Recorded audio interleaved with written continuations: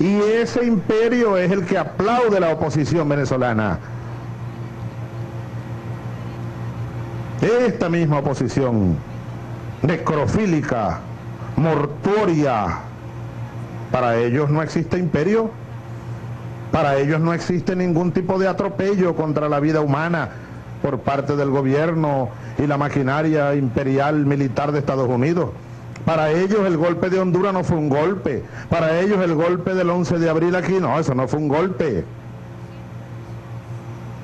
Y ahora andan vestidos con piel de democracia, pero detrás cargan los 1000 puñales de los traidores a la patria, de los que pretenden volver a adueñarse del poder en Venezuela. ¿Para qué? Para entregársela de nuevo al imperio. Eso más nunca ocurrirá. Estos niños tienen su futuro. Nosotros les aseguraremos su futuro.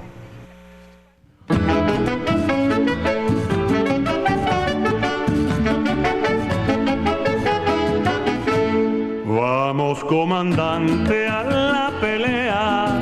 Vamos, comandante, por la vida. Vamos por la gloria y el futuro. Vamos con la espada de Bolívar. Vamos, comandante, a la pelea. Vamos, comandante, por la vida. Vamos por la gloria y el futuro. Vamos con la espada de Bolívar. Se atribuye a Bertolt Brecht la frase según la cual el fascista no es sino un pequeño burgués asustado. De ser así, nunca antes fue tan verdadera esa afirmación como en la actual coyuntura venezolana. El burgués se desespera cuando se siente acorralado, así como los animales cuando sienten que son acosados, asediados, y de manera instintiva, al ser perturbados, pierden el control y desatan su mayor furia contra todo lo que les rodee.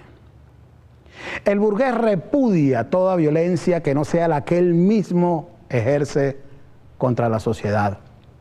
La violencia del rico contra el pobre, al que explota y excluye de toda posibilidad de bienestar, al que le niega el acceso a la educación, a la salud, a la vivienda, al trabajo digno, bien remunerado. Este problema de la violencia que ejerce con la exaltación de antivalores a través de una televisión cada vez más degradada y alienante es un proceso creciente en la sociedad contemporánea. La violencia que representa un modelo de sociedad concebido bajo una lógica burguesa que salvaguarda al rico y le preserva sus privilegios de clase, pero que penaliza de manera inmisericordia al pobre. Y probablemente la más violenta de todas las violencias es sin lugar a dudas la que ejerce la burguesía contra la democracia para acabar con la decisión soberana del pueblo y mantenerlo hundido en el hambre y la miseria. Porque cuando el pobre se levanta, lo hace para alcanzar la justicia y la igualdad. Y eso no está dispuesto a aceptarlo jamás, en modo alguno, bajo ningún concepto, la burguesía. Esa burguesía apátrida y retardataria que persigue destruir nuestra democracia, utiliza a sectores reaccionarios a los que quiere presentar como nobles e indefensos estudiantes, pero que en realidad no son sino grupos de desadaptados, adiestrados en una concepción fascista que nada tiene que ver con las luchas sociales ni reivindicacionistas de ninguna naturaleza, sino con la violencia por la violencia en sí misma, como forma de realización de la vanidad y del ego de esos vándalos que sin razón y sin causa usan a estudiantes como escudo, como mampara, para tratar de dar la impresión ante el mundo de que se trata de un proceso espontáneo de la juventud. Hoy esa burguesía está atentando una vez más contra nuestra sociedad. La inconsistencia en las razones de la protesta así lo evidencian.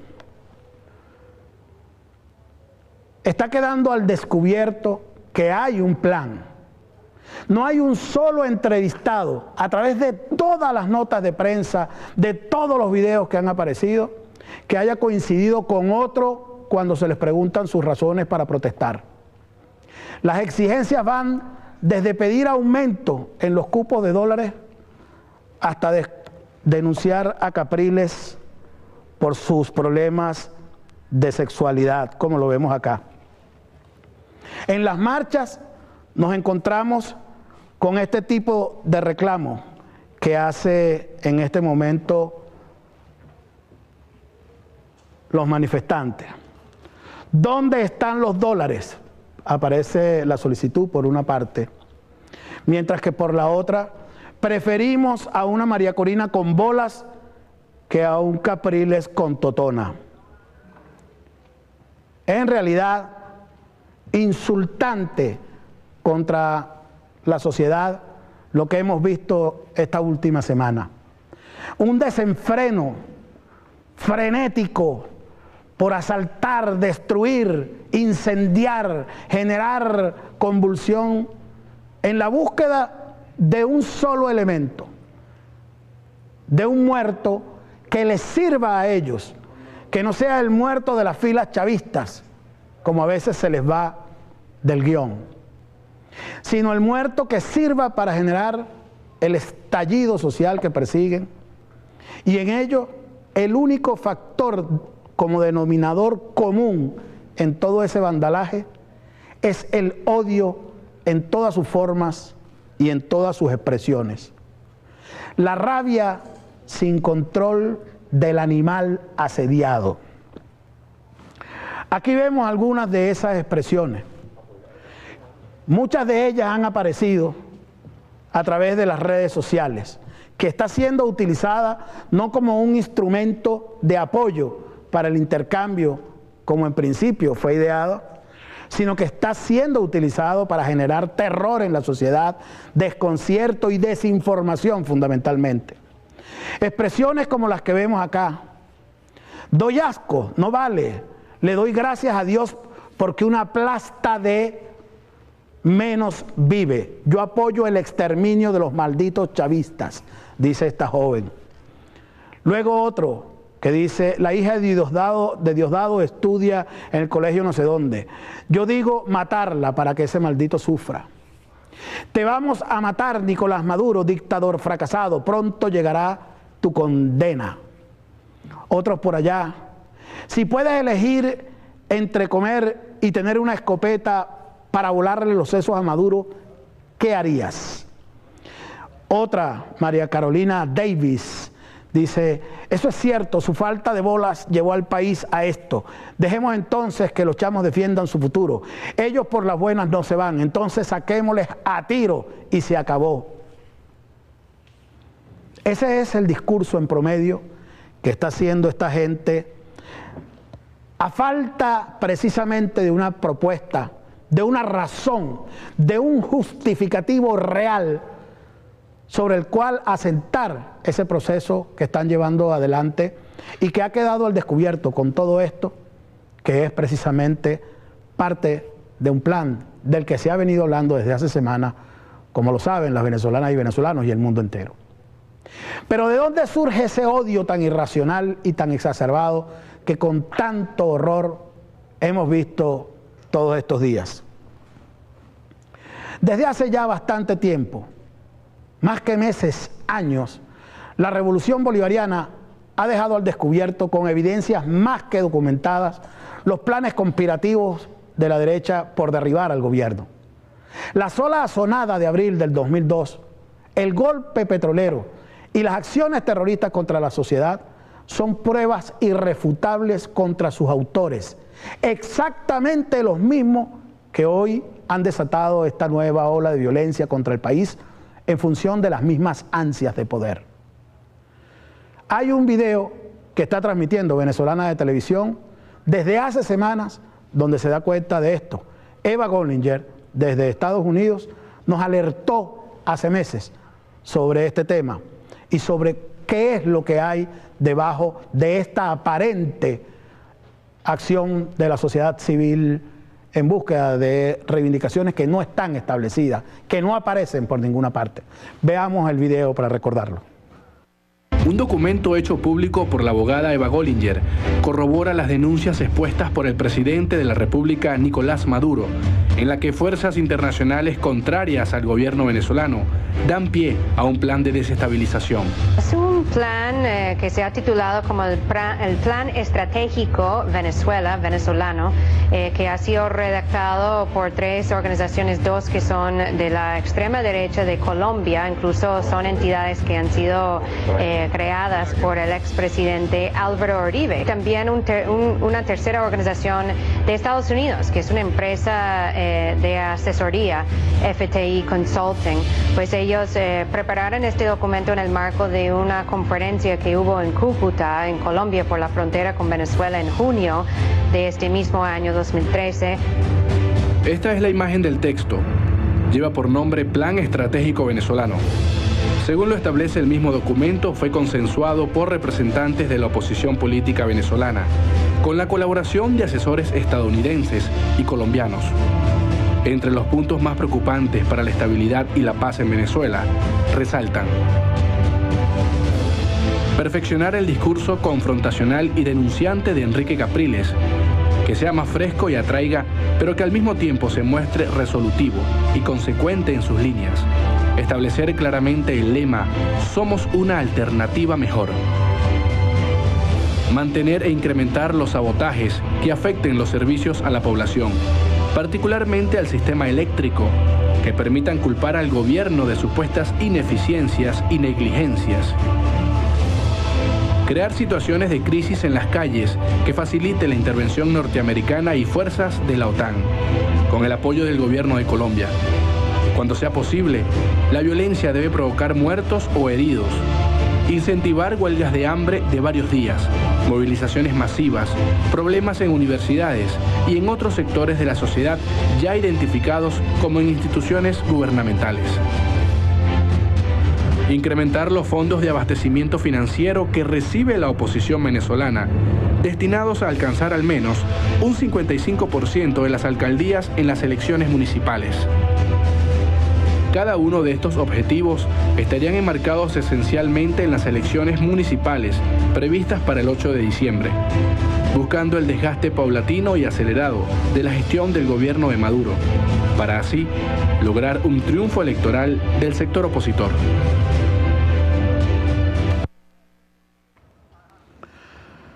Bajo ninguna circunstancia a nadie le gusta que se metan con su mamá.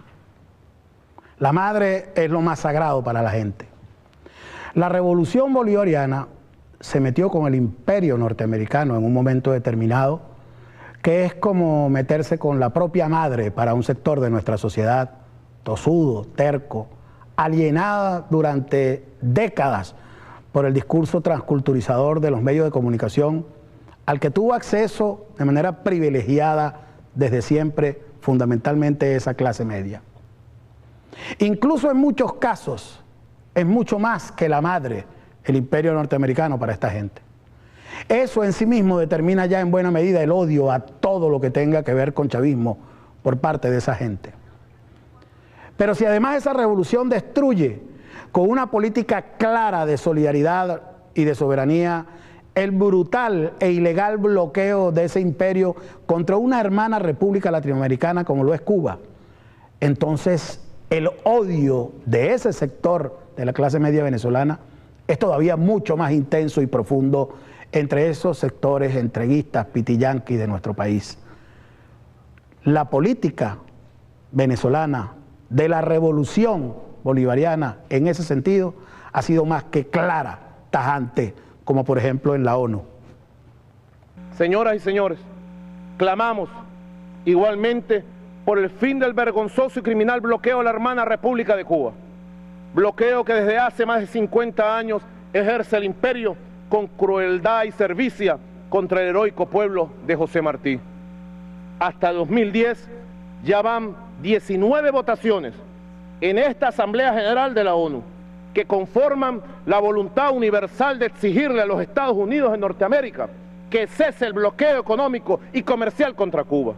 Agotados todos los argumentos de la sensatez internacional, solo resta creer que tal ensañamiento contra la revolución cubana es consecuencia de la soberbia imperial ante la dignidad y la valentía que ha mostrado el insumiso pueblo cubano en la soberana decisión de regir su destino y luchar por su felicidad. Esa política de integración con nuestras naciones hermanas representa la muerte de un hijo amantísimo para esa madre que es el imperio para la oposición venezolana. Por eso ellos salen en defensa, odiando a muerte también a los cubanos. Chávez fue el motor que puso en marcha el repudio mundial al genocida bloqueo que tanto significa para el imperio norteamericano. Por eso la oposición no dice ni pío frente al problema que representan más de 4 millones de colombianos que están acabando con nuestra economía, no solo con el bachaqueo de todos los alimentos que se están llevando hacia la hermana república, sino con el tema de las remesas y de la falta de posibilidad de nuestra gente en el acceso a los servicios, a las misiones, a todos los CDI. Pero sí se meten con los cubanos, sí odian a los cubanos, que son apenas 20.000 que están en el país brindando un apoyo humanitario a nuestro pueblo. Pero el más grave crimen que la revolución ha cometido contra el orden natural que ese imperio quiere establecer en el mundo es, sin lugar a dudas, el haberse enfrentado al capitalismo y su lógica perversa de la explotación del hombre por el hombre.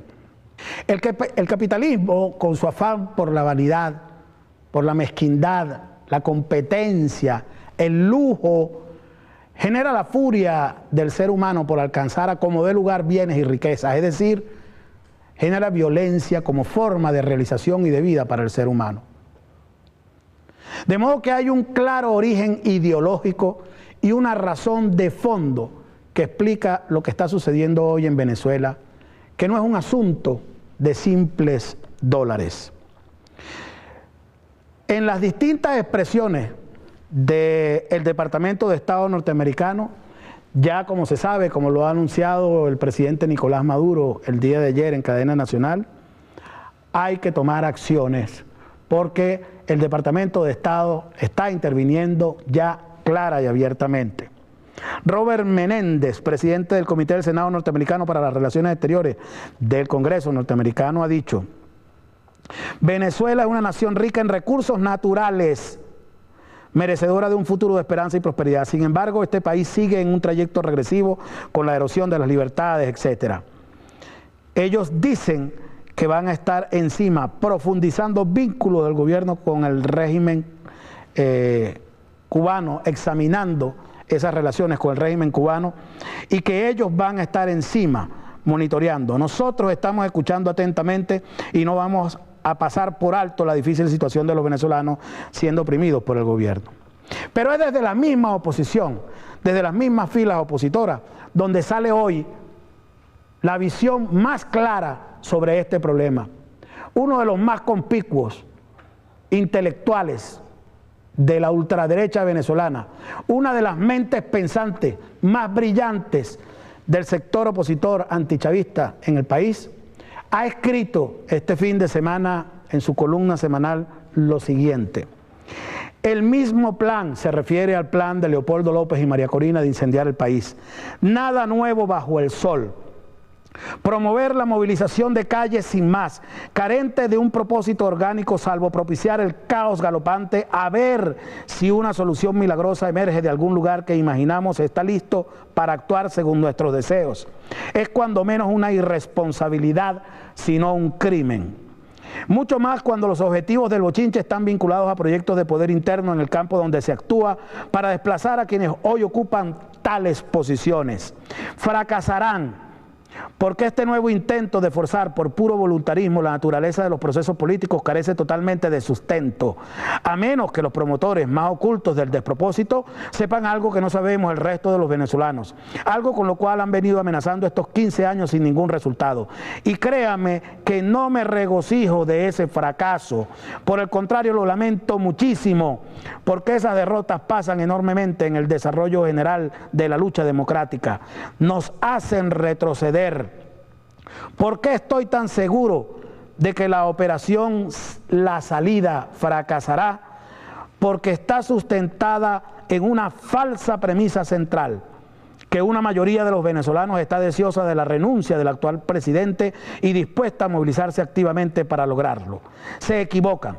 Este gobierno, innegablemente debilitado por la crisis y la ilegitimidad por el mismo provocadas, tiene frente a sí a una oposición mucho más débil, carente de unidad orgánica, sin conexión con importantes sectores sociales sobre los que el gobierno ejerce un cerrado control y carente de un proyecto de país alternativo, cuya formulación no va más allá de las generalidades estupendamente dibujadas por Enrique Capriles en 3 campañas electorales.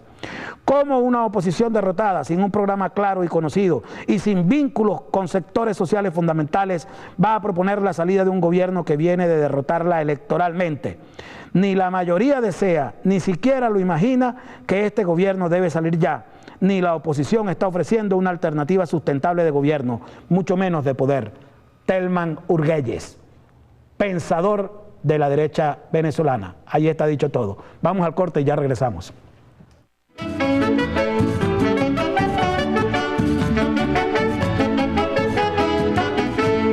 Vamos, comandante, a la pelea.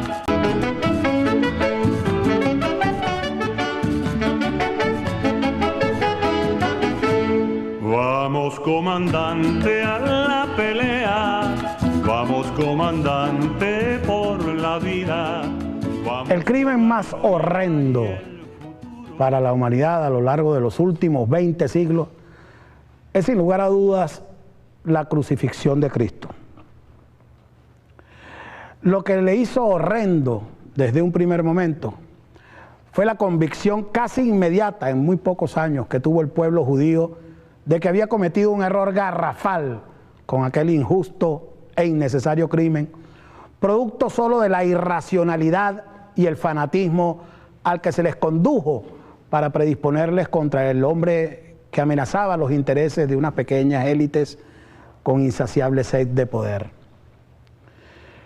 La expiación de la culpa por haber preferido perdonar a los ladrones, tanto al bueno como al malo, antes que aquel que había traído la redención de los pobres y que se había enfrentado a las inmisericordias ansias de riqueza de los mercaderes en el templo, es la base fundamental tanto de la Iglesia católica como de la judía.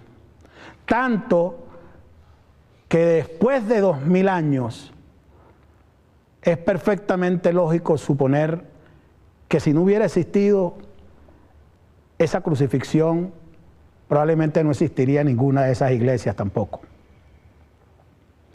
Esa misma atrocidad de la cual se ha arrepentido durante 20 siglos la humanidad por haber hecho la barbaridad más grande que se podía hacer en ese tiempo, que era asesinar al que estaba salvando al ser humano, es la misma atrocidad de una burguesía sedienta de riqueza que asusa a una población que es salvada de la miseria y del hambre por un proyecto de redención de los pobres, hacerla derruir.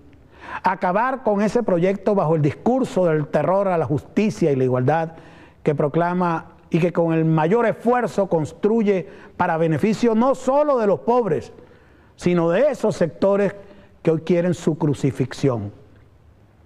Es la obnubilación de sectores fanatizados, la acción de grupos alienados a una doctrina de la dominación de la burguesía que de manera irracional atentan contra sí mismos, más bien como ejercicio de fanatismo religioso que de ninguna otra naturaleza. Son los soldados inconscientes de un ejército de corte fascista, cuya filosofía explica con exactitud la irracionalidad, el odio y el talante antidemocrático de su absurda propuesta de: como no gané ninguna elección, ahora voy por lo violento a hacerme del poder como me corresponde según la gracia divina. Quienes dirigen toda esta disparatada acción vandálica contra la democracia y contra la voluntad del pueblo en este momento han sido formados en la doctrina que da origen a todo cuanto sucede hoy en el ámbito de la oposición venezolana. Plinio Correa de Oliveira, fundador de la organización Tradición, Familia y Propiedad, a la cual pertenecieron desde su más temprana edad los líderes de la violencia que hoy se ha desatado en nuestro país, lo expuso sin ningún tipo de ambages en su obra más importante y ultra reaccionaria, Revolución y Contrarrevolución.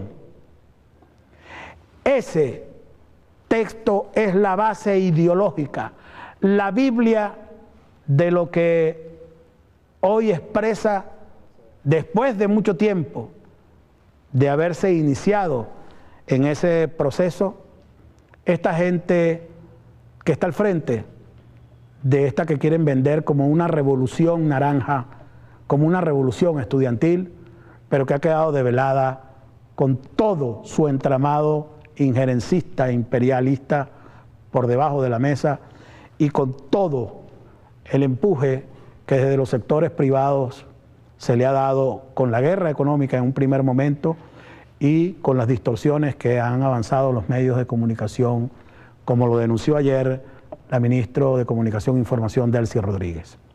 Vamos a ver en un breve video de qué se trata Tradición, Familia y Propiedad, y vamos a adentrarnos en el texto que siempre le pasamos por encima en los debates, en la revolución, pero sobre los cuales nunca entramos a fondo para conocer en esencia cuál es la filosofía perversa que encierra ese manual del terrorismo que es Revolución y Contrarrevolución.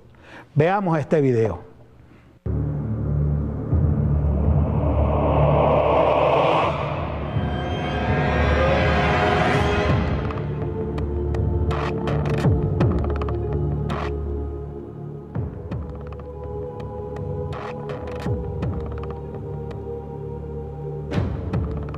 Capriles Radonsky es el candidato del imperialismo yanqui y del sionismo internacional contra el presidente Chávez en las elecciones presidenciales del 2012 en Venezuela. Capriles Radonsky es un agente nazi sionista. Capriles Radonsky, traicionando a sus antepasados judíos, formó parte de la organización ultraderechista Tradición, Familia y Propiedad, donde militó junto a Leopoldo López, quien siempre ha sido un político muy activo al servicio del imperialismo yanqui, y Alejandro Peña Esclusa, siniestro personaje que fue acusado de antisemita en 1997, en un informe del Instituto Stephen Roth de la Universidad de Tel Aviv en Israel. La organización Tradición, Familia y Propiedad es una secta ultracatólica, paramilitar y estrechamente vinculada con grupos fascistas y neonazis. Esta secta ha sido acusada por muchas personas de la misma Iglesia Católica de ser una desviación herética y hasta diabólica, por su perverso culto hacia las figuras de su fundador, el brasileño Plinio Correa de Oliveira, y de su progenitora. La filial venezolana de la secta Tradición, Familia y Propiedad fue acusada, en 1984, de organizar un complot con el objetivo de asesinar al Papa Juan Pablo II, en la ocasión de su viaje a Venezuela. También estuvo involucrada en casos de secuestros de menores de edad, que eran enviados a Brasil, entre otros delitos. La secta Tradición, Familia y Propiedad, solo reclutaba jóvenes católicos, blancos y provenientes de familias adineradas. A Capriles Radonsky le perdonan su origen judío, seguramente porque es un ferviente falangista católico y por el poder económico tanto de su familia paterna como materna. Posteriormente, hace carrera política en el partido Primero Justicia. Esta organización deriva del partido derechista social cristiano Cooperi, muy vinculado a la organización ultraconservadora Opus Dei.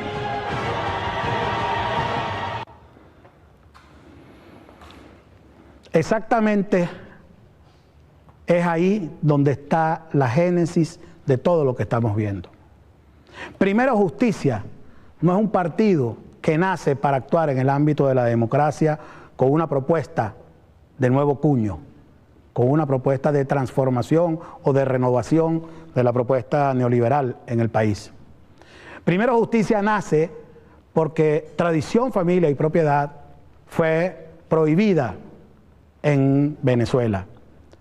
En el gobierno de Jaime Lucinchi se encontraron suficientes indicios a partir del reclamo que hacía la familia venezolana porque le estaban secuestrando a sus jóvenes para adoctrinarlos bajo la filosofía ultraconservadora y fascista de esta secta.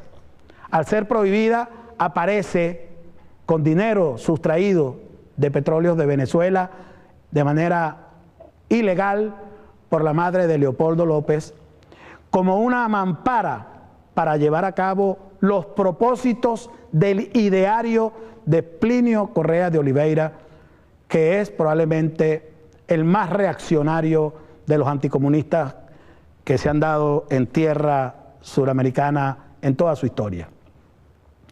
Les voy a leer solamente algunas líneas de este texto, donde se visualiza perfectamente cuál es esa filosofía, pero donde se ve la exactitud con lo que está sucediendo por parte de esos grupos violentos en este momento en el país. Dice en uno de sus primeros capítulos, la pseudo-reforma de una primera revolución es a la que ellos van a cometer. Ella, la revolución, implantó el espíritu de duda, el liberalismo religioso y el igualitarismo eclesiástico en medida variable según las diversas sectas a que dio origen. La siguió la Revolución Francesa, que fue el triunfo del igualitarismo en dos campos. En el campo religioso, bajo la forma de ateísmo especiosamente rotulado de laicismo, y en la esfera política por la falsa máxima de que toda desigualdad es una injusticia, toda autoridad un peligro y la libertad el bien supremo. Ellos sostienen que eso es una atrocidad, una barbaridad. Pero buscando mucho más allá, se ve cuál es la base del repudio a los procesos revolucionarios. No puede ser tachado de revolucionario quien para su patria, por razones concretas y locales, salvaguardado siempre los derechos de la autoridad legítima, prefiere la democracia a la aristocracia o la monarquía. Pero sí quien, llevado por el espíritu igualitario de la revolución, odia por principio y califica de injusta o inhumana en esencia la aristocracia o la monarquía. De ese odio antimonárquico y antiaristocrático nacen las democracias demagógicas que combaten la tradición, persiguen las élites, degradan el tonus general de la vida y crean un ambiente de vulgaridad que constituye como la nota dominante de la cultura y de la civilización, si es que los conceptos de civilización y de cultura se pueden realizar en tales condiciones. Dicen más adelante, hay circunstancias que exigen para la salud pública, la salus populi, una suspensión provisional de los derechos individuales y el ejercicio más amplio del poder público. La dictadura, óigase bien, puede por tanto ser legítima en ciertos casos. Una dictadura contrarrevolucionaria y pues enteramente guiada por el deseo de orden, debe presentar tres requisitos fundamentales. Debe suspender los derechos, no para subvertir el orden, sino para protegerlo. ¿Le suena algo parecido a lo que está proponiendo en este momento Leopoldo López, desconociendo todos los procesos electorales recientes y los de hace 15 años para acá? Violentando la voluntad popular, se trata de imponer el orden, como lo llaman ellos acá. Por orden no entendemos solamente la tranquilidad material, sino la disposición de las cosas según su fin y de acuerdo con la respectiva escala de valores. Hay pues una suspensión de derechos más aparente que real, el sacrificio de las garantías jurídicas de la que abusaban los malos elementos en detrimento del propio orden y del bien común, sacrificio este orientado a la protección de los verdaderos derechos de los buenos, que seguramente son a los que se refiere María Corina Machado cuando habla de los decentes que están del lado del antichavismo. La revolución, oigan muy bien la terminología que se utiliza en este texto y traten de ver si tiene alguna diferencia con la terminología en que de manera empecinada ha estado tratando el debate político tanto Capriles como María Corina como Leopoldo López. La revolución ha derribado muchas autoridades legítimas sustituyéndolas por otras sin ningún título de legitimidad. Pero sería errado pensar que ella consiste solo en eso. Su objetivo principal no es solo la destrucción de estos o de aquellos derechos de personas o familias. Más que esto, ella quiere destruir todo un orden de cosas legítimo y sustituirlo por una situación ilegítima. Y orden de cosas aún no lo dice todo. Lo que la revolución pretende abolir es una visión del universo y un modo de ser del hombre con la intención de sustituirlos por otros radicalmente contrarios. En efecto, el orden de las cosas que viene siendo destruido es la cristiandad medieval. Sigue diciendo más adelante en este texto, pero es preciso ver en la legitimidad de los detentores de la autoridad, no solo un bien excelente en sí, sino un medio para alcanzar un bien mucho mayor, o sea, la legitimidad de todo el orden social, de todas las instituciones y ambientes humanos, lo que se da con la disposición de todas las cosas según la doctrina de la Iglesia. El ideal de la contrarrevolución es, pues, restaurar y promover la cultura y la civilización católica. Igualdad en la estructura de la sociedad, supresión de las clases, especialmente de las que se perpetúan por la vía hereditaria, abolición de toda influencia aristocrática en la dirección de la sociedad y el tono general de la cultura y de las costumbres. La jerarquía natural constituida por la superioridad del trabajo intelectual sobre el trabajo manual desaparecerá por la superación de la distinción entre uno y otro, según ello, en el ámbito de la revolución. La revolución niega el pecado y la redención.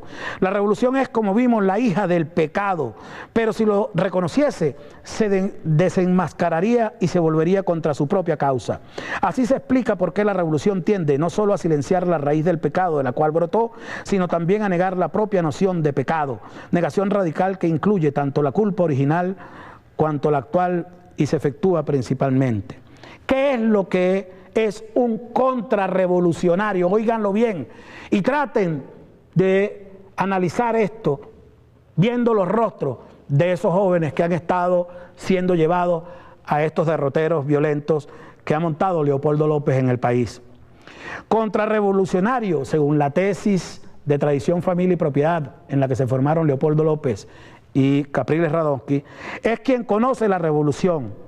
Contrarrevolucionario ama la contrarrevolución y el orden cristiano, odia la revolución y el antiorden. Hace de ese amor y de ese odio el eje en torno del cual gravitan todos sus ideales, preferencias y actividades. Claro está que esa actitud de alma no exige instrucción superior. Oigan bien esto. Así como Santa Juana de Arco no era teólogo, pero sorprendió a sus jueces por la profundidad teológica de sus pensamientos, así los mejores soldados de la contrarrevolución, animados por una admirable comprensión de su espíritu y de sus objetivos, han sido muchas veces simples campesinos de Navarra, por ejemplo. ¿Qué es lo que deben tener como herramientas estos factores según esta Biblia del terrorismo, del fanatismo ultraderechista religioso que es tradición, familia y propiedad? ¿Qué es lo que ellos han dicho desde siempre que debe ser para ellos la herramienta para avanzar en la sociedad desde el punto de vista político? Tender a los grandes medios de acción. En principio, claro está, dicen ellos, la acción contrarrevolucionaria merece tener a su disposición los mejores medios de televisión, radio, gran prensa, propaganda racional, eficiente y brillante. El verdadero contrarrevolucionario debe tener siempre a la utilización de grandes medios, venciendo el estado de espíritu derrotista de algunos de sus compañeros, quienes de antemano abandonan la esperanza de disponer de ellos porque los ven siempre en poder de los hijos de las tinieblas, es decir, nosotros, por ejemplo, acá en Venezolana de Televisión. No obstante, debemos reconocer que en concreto la acción contrarrevolucionaria tendrá que utilizarse muchas veces sin esos recursos. ¿Cómo destrozar el proceso revolucionario? Cierra esto diciendo: en el alma empedernida del pecador, que es el revolucionario, que por un proceso de gran velocidad llegó de un solo impulso al extremo de la revolución, restan siempre recursos de inteligencia y sentido común, tendencias más o menos definidas hacia el bien. Ahí se equivoca un poco la oposición venezolana actual, que dice que los chavistas son unos animales. Esta gente está diciendo que restan en el revolucionario todavía algunos indicios de inteligencia y sentido común. Dios, aun cuando no las prive jamás de la gracia suficiente, espera no pocas veces que esas almas lleguen a lo más profundo de la miseria para hacerles ver de una sola vez cómo, en un fulgurante flash, la enormidad de sus errores y de sus pecados. Uno de los puntos más importantes del trabajo contrarrevolucionario es, pues, enseñar el amor a la desigualdad, al principio de autoridad y también a la ley moral y a la pureza, porque exactamente el orgullo, la rebeldía y la impureza son los factores que más impulsan a los hombres por la senda de la revolución. Ese es el postulado. Si hay una génesis ideológica, no es una espontaneidad de los niños en las calles. Hay un trabajo sistematizado que se viene haciendo. La organización Otpor, que ha adelantado todas esas revoluciones naranjas que han generado tanta tragedia en los países de Europa del Este, que ahora tienen que reeditar de nuevo en virtud del desastre que fueron dejando, por ejemplo, en Ucrania, donde ya van por la segunda, y no se diga Egipto, donde van ya por la tercera primavera árabe en apenas 2 o 3 años. Son un fracaso esos proyectos, pero incendian la sociedad, generan malestar, no son mayoría, ellos lo saben, y el pueblo revolucionario es quien está llamado a decirle que no pasarán, como se lo ha dicho siempre, en todos los momentos de coyunturas difíciles de la revolución bolivariana. Vamos a despedirnos en esta emisión con una reflexión en ese sentido, la impostura, la falsedad de los sectores burgueses utilizando hoy a nuestros jóvenes con un disfraz de demócrata, en las palabras del comandante Chávez. Hasta una nueva oportunidad. Aquí estamos, pues, en este acto conmemorativo, reflexionando, retomando, retornando, el eterno retorno. Vuelvo con Federico Nietzsche, el retorno de Bolívar. El eterno retorno del proyecto bolivariano. Es este proyecto, el de Angostura, el que ha vuelto, porque en aquel entonces no pudo realizarse. No pudo concretarse aquello que Bolívar dijo, por ejemplo, esta frase memorable: mi opinión es, dijo, legisladores, que el principio fundamental de nuestro nuevo sistema será inmediata y exclusivamente la igualdad establecida y practicada en Venezuela. La igualdad, la igualdad, la igualdad. La igualdad.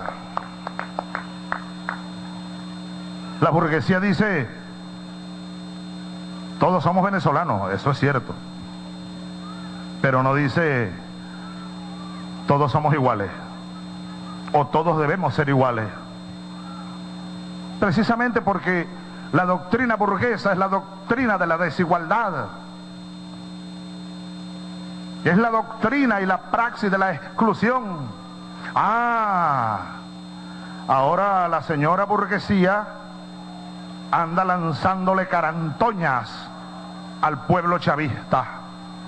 Casi que la burguesía se está declarando chavista también, casi es lo que le falta, decir que son chavistas también. Ahora sí, ¿Quién te va a creer, burguesía? Si te conocemos bien, burguesía. Ahora sí, los invisibles de 200 años tienen algún valor para ti, burguesía. Ahora sí, las hordas chavistas tienen algún valor para ti, burguesía. Ahora sí, los niches, los vagos y maleantes, los hediondos, los tierrúos, ahora sí tienen valor para ti, burguesía. No seas hipócrita, burguesía. No seas soberanamente hipócrita, burguesía, apátrida. Ahora la burguesía venezolana cree que el pueblo es pendejo. El pueblo, ese pueblo irredento, ese pueblo que está allí batallando siempre, ese pueblo que interpela, que reclama, que exige y que batalla, le va a dar una nueva lección este año a la burguesía venezolana.